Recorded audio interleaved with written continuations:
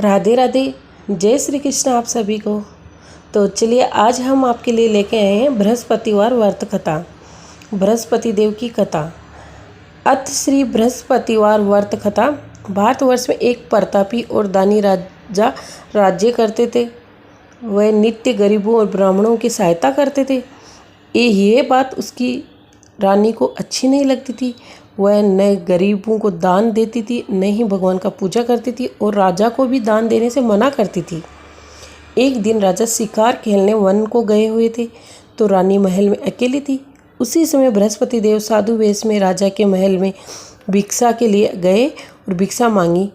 रानी ने भिक्षा देने से इनकार किया और कहा, हे साधु महाराज, मैं तो दान पुण्य से तंग आ गई हूँ। मेरा पति सारा धन लुटाते रहते हैं। मेरी इच्छा है कि हमारा धन नष्ट हो जाए, फिर न रहेगा बांस और न बजेगी बांसुरी। साधु ने कहा, देवी तुम तो बड़ी विचित्र हो। धन संतान तो सभी चाहते हैं, पुत्र और लक्ष्मी तो पापी के घर में भी होना चाहिए। यदि तुम्हारे पास अधिक धन है तो भूखों को भोजन दो, प्यासों के लिए प्याऊ बनवाओ, मुसाफिरों के लिए धर्मशालाएं खुलवाओ। जो निर्धन अपनी कुंवारी कन्याओं का विवाह नहीं कर सकते, उनका विवाह करा दो। ऐसे और कई काम हैं जिनके करने से तुम्हारा यश लोक परलोक में फैलेगा। परंतु रानी पर उपदेश का कोई प्रभाव नहीं पड़ा। वह बोली, महाराज आप मुझे कुछ न समझाइए। मैं ऐसा धन नहीं चाहती जो हर जगह बांटती फिरूं। साधु ने उत्तर दिया, यदि तुम्हारी ऐसी इच्छा है तो तथास्तु। तुम ऐसा करना कि बृहस्पतिवार को घर लीप कर पीली मिट्टी से अपना सिर धोकर स्नान करना, भट्टी चढ़ाकर कपड़े धोना। ऐसा करने से आपका सारा धन नष्ट हो जाएगा। इतना कहकर वह साधु महाराज वहाँ से आलोप हो गए। साधु के अनुसार कई बातों को पूरा करते हुए रानी को केवल 3 बृहस्पतिवार ही बीते थे कि उसकी समस्त धन संपत्ति नष्ट हो गई। भोजन के लिए राजा का परिवार तरसने लगा। तब एक दिन राजा ने रानी से बोला कि हे रानी, तुम यहीं रहो, मैं दूसरे देश को जाता हूँ, क्योंकि यहाँ पर सभी लोग मुझे जानते हैं, इसलिए मैं कोई छोटा कार्य नहीं कर सकता। ऐसा कहकर राजा परदेश चला गया। वहाँ वह जंगल से लकड़ी काट कर लाता था और शहर में बेचता था। इस तरह से अपना जीवन व्यतीत करने लगा। इधर राजा के प्रदेश जाते ही रानी और दासी दुखी रहने लगी। एक बार जब रानी और दासी को 7 दिन तक बिना भोजन के रहना पड़ा, तो रानी ने अपनी दासी से कहा, हे दासी, पास ही के नगर में मेरी बहन रहती है, वह बड़ी धनवान है, तो उसके पास जा और कुछ ले आ, ताकि थोड़ी बहुत गुजर बसर हो जाएगी। दासी रानी की बहन के पास गई। उस दिन गुरुवार था और रानी की बहन उस समय बृहस्पतिवार व्रत की कथा सुन रही थी। दासी ने रानी की बहन को अपनी रानी का संदेश दिया, लेकिन रानी की बड़ी बहन ने कोई उत्तर नहीं दिया। जब दासी को रानी की बहन से कोई उत्तर नहीं मिला तो वह बहुत दुखी हुई और उसे क्रोध भी आया। दासी ने वापस आकर रानी को सारी बात बता दी। सुनकर रानी ने अपने भाग्य को कोसा। उधर रानी की बहन ने सोचा कि मेरी बहन की दासी आई थी, परंतु मैं उससे नहीं बोली, इसी से वह बहुत दुखी हुई।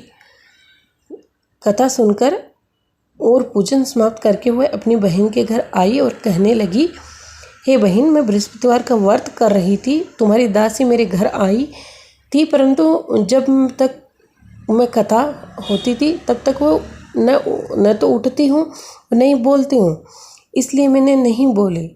कहो दासी क्यों गई थी? रानी बोली, बहन तुमसे क्या छिपाऊँ, हमारे घर में खाने तक का अनाज नहीं है। ऐसा कहते कहते रानी की आंखें भर आई। उसने दासी समेत पिछले 7 दिनों से भूखे रहने तक की बात अपनी बहन को विस्तार पूर्वक सुना दी। रानी की बहन बोली, देखो बहन, भगवान बृहस्पति देव सबकी मनोकामनाओं को पूर्ण करते हैं। देखो शायद तुम्हारे घर में अनाज रखा हो। पहले तो रानी को विश्वास नहीं हुआ, पर बहन के आग्रह करने पर उसने अपनी दासी को अंदर भेजा तो उसे सचमुच अनाज से भरा एक घड़ा मिला। ये देखकर दासी को बड़ी हैरानी हुई। दासी रानी से कहने लगी, हे रानी, जब हमको भोजन नहीं मिलता था तो हम व्रत ही तो करते थे, इसलिए क्यों नहीं इनसे व्रत और कथा की विधि पूछ ली जाए, ताकि हम भी व्रत कर सकें। तब रानी ने अपनी बहन से बृहस्पतिवार व्रत के बारे में पूछा।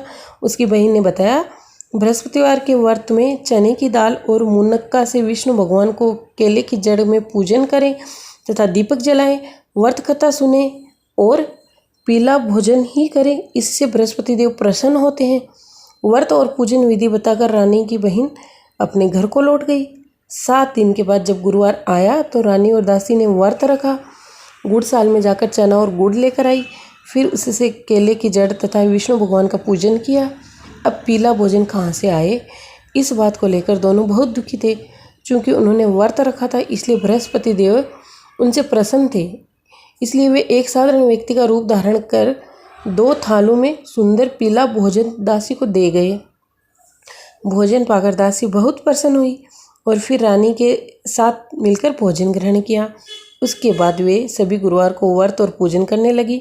बृहस्पति भगवान की कृपा से उनके पास फिर से धन संपत्ति आ गई, परंतु रानी से पहले की तरह आलस्य करने लगी। तब दासी बोली, देखो रानी, तुम पहले भी इस प्रकार आलस्य करती थी, तुम्हें धन रखने में कष्ट होता था, इस कारण सभी धन नष्ट हो गया, और अब जब भगवान बृहस्पति की कृपा से सब धन मिला है तो तुम्हें फिर से आलस होता है।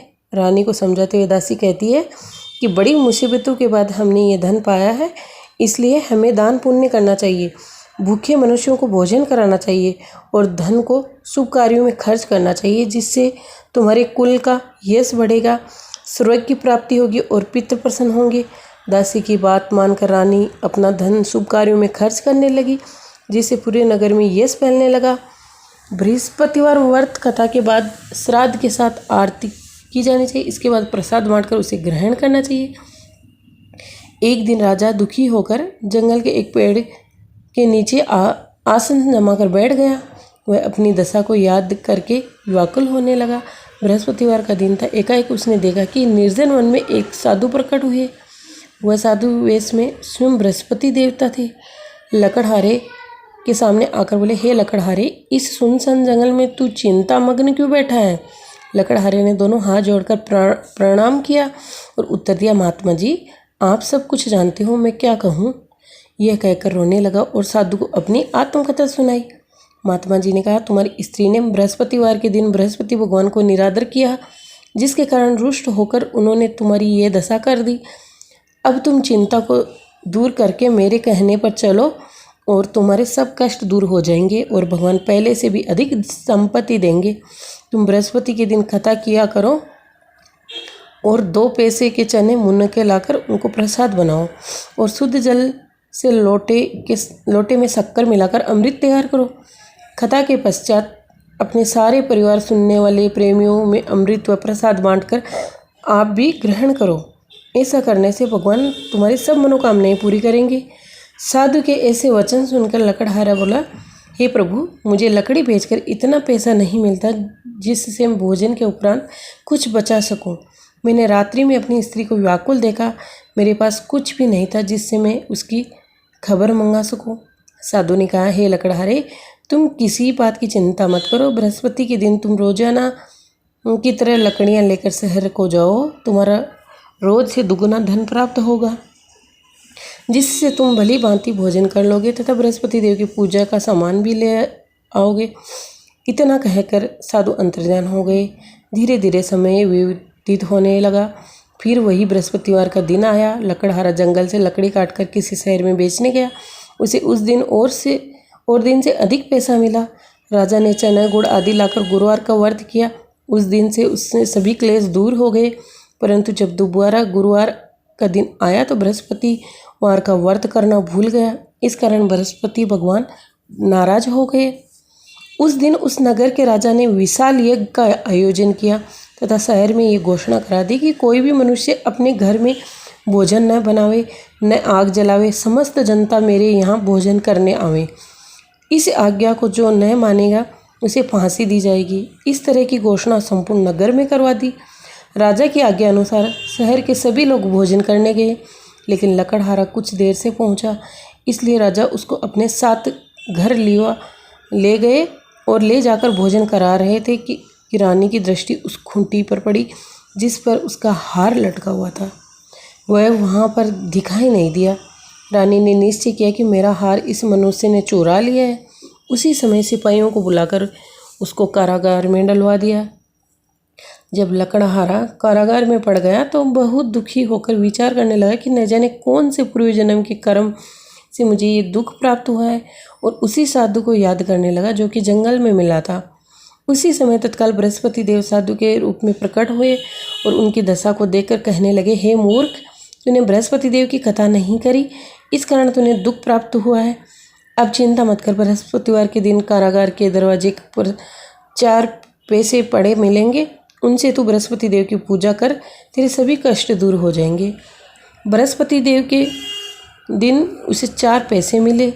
लकड़हारे ने कथा कही। उसी रात्रि को बृहस्पति देव ने उसे नगर के राजा को सौंपन में कहा, हे राजा, तुमने जिस आदमी को कारागार में बंद किया है वह निर्दोष है, वह राजा उसे छोड़ देना।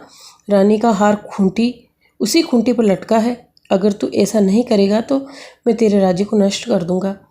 इस तरह रात्रि में सौंपन को देखकर राजा प्रातःकाल उठा और खूंटी पर हार देखकर लकड़हारे को बुलाकर क्षमा मांगी और तथा लकड़हारे को योग्य सुंदर वस्त्र आभूषण देकर विदा कर दिया।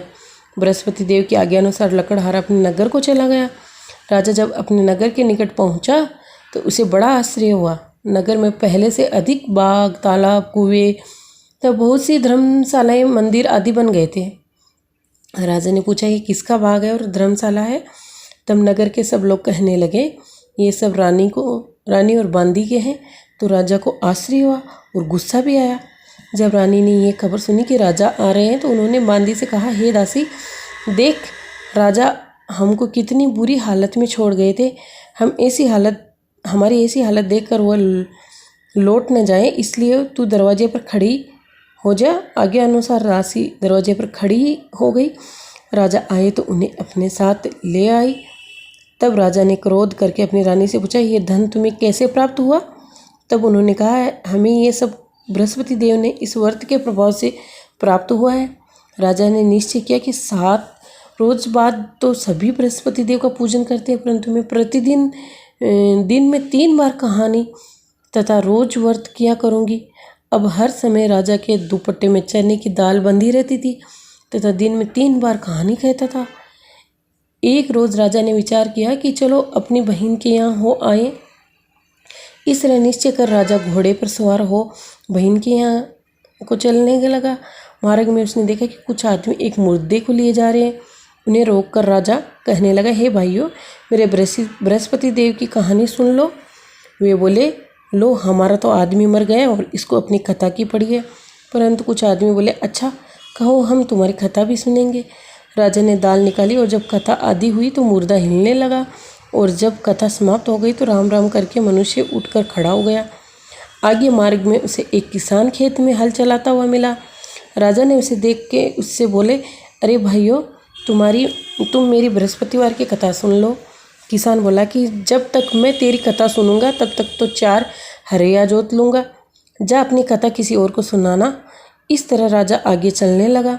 राजा के हटते ही बैल फचाड़ खाकर गिर गए और किसान के पेट में बड़ी जोर का दर्द होने लगा। उस समय उसकी माँ रोटी लेकर आई। उसने जब ये देखा कि अपने पुत्र से ये सब हाल पूछा और बेटे ने सभी हाल कह दिया तो बुढ़िया दौड़ी दौड़ी उस घुड़सवार के पास गई और उससे बोली कि मैं तेरी कथा सुनूंगी, तू अपनी कथा मेरे खेत पर चलकर ही कहना।